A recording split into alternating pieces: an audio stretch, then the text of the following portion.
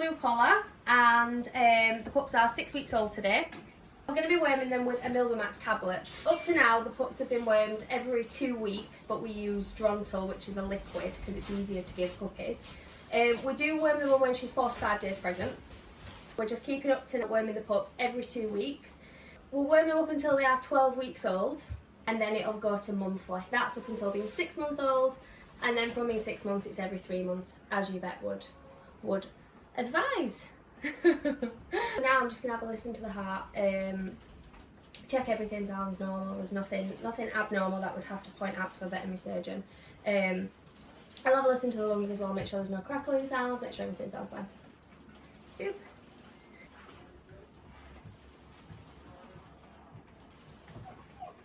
Healthy ticker.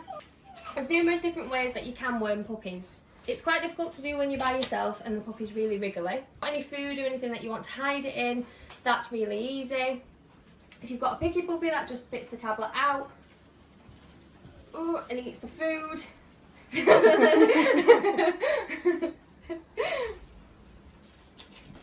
You might just eat these. And then, no, I want it. I'll do the journey. So I'll just get some meat that I know he likes. Squish the tablets up inside. There we go. But Journey's not bothered. So I gave 2 tablets because 1 tablet worms up to 5 kilograms worth of dog. Journey is 8.2 kilograms. So I gave him 2 tablets, so that essentially worms up to 10 kilograms worth of dog. Now I could have given him a bigger tablet that worms from 5 kilos to 25 kilos, but then I'm essentially worming an 8 kilogram puppy, 25 kilograms worth of dog. Right, that's him done. And some dogs, if you take them to the vets, they give them a tablet. The car journey home, especially if it's a puppy you've just got, they can throw up in the car. So if they throw up, you've got to have a look and see if they have thrown up the tablets. Another thing to watch for after your dog has been wormed is their faeces for the next couple of days. So if the new puppy that you've got or your dog has been wormed and you see worms come out in the faeces, or sometimes they throw up and you see worms come out in the vomit, that doesn't mean they're still infested. So when you worm them, the worms die, and then the worms have to be excreted from the body somehow, so they're excreted dead.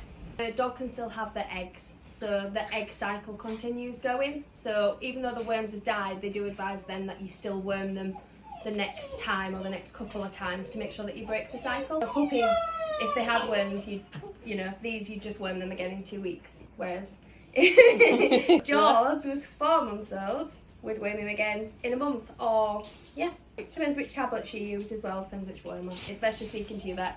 Milbamax, the tablet that we've used today, covers roundworm, tapeworm, hookworm, heartworm, whipworm and eyeworm. So things like eyeworm you don't really see, but it is just that it's licensed to also cover eyeworm. These are prescription, so they're Puppies, so they are prescribed by a vet, which is because they are stronger.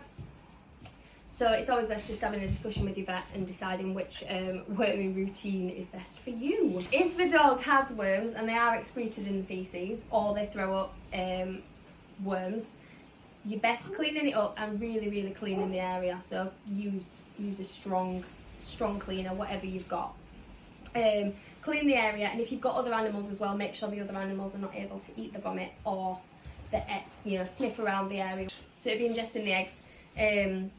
Which if they have worms, it shows that they're more than likely to have eggs. But if a dog is scratching its bum, scooting its bum along the floor, chewing its back end, it's best to speak to a vet or even a vet nurse, and we can worm and check the anal glands as well, because that's very common that they do that, because their anal glands are full. So we're giving Jaws 2 tablets as well, because Jaws is over 5 kilograms but under 10.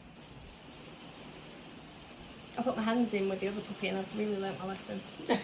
Did he bite you? It really bit my finger. If you're treating for fleas and worms, if you give a wormer and a flea tablet or spot on, they'll say give a couple of days between so that you're not overloading the body, especially if they've had the vaccination as well. It's nice to just give them a couple of days between, especially when it's their first. If they've had it numerous times, a lot of time owners just give them both at the same time and it's fine. Just keep them settled, make sure that they're then not sick, and then watch for any worms coming out in the faeces.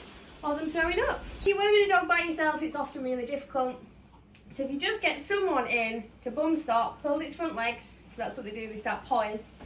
And then often when you put your hand in the mouth, right to the back, their instinct is to open the mouth. So rather than worrying about them biting you, a lot of the time they will open the mouth, so you don't need to worry about it. There we go.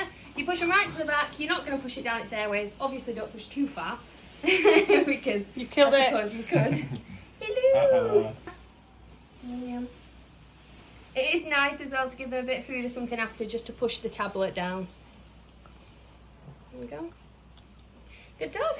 If you are worming them yourself at home and you're trying to put the tablet straight into the mouth because say they won't take it from the meat, your best thing to do is fully prepare first. A lot of dogs, once you try once, they've cottoned on and they know what's happening from there. So it's harder to open the mouth and it's harder to get it in, you know. Don't just bob it on the end of the tongue, because after that the puppy's going to be upset because you're going to have to try a couple of times.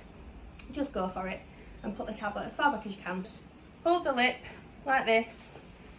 Hook your finger on the bottom jaw to open it. Sometimes with dogs with breeds who are really sensitive, don't like the taste of certain things, and it can start to foam at the mouth. It's not a reaction, it's not a, you know, a side effect of the medication. It is just that the dog hates the taste of it, so they hypersalivate and then they start to, you know, makes them feel a little bit sick.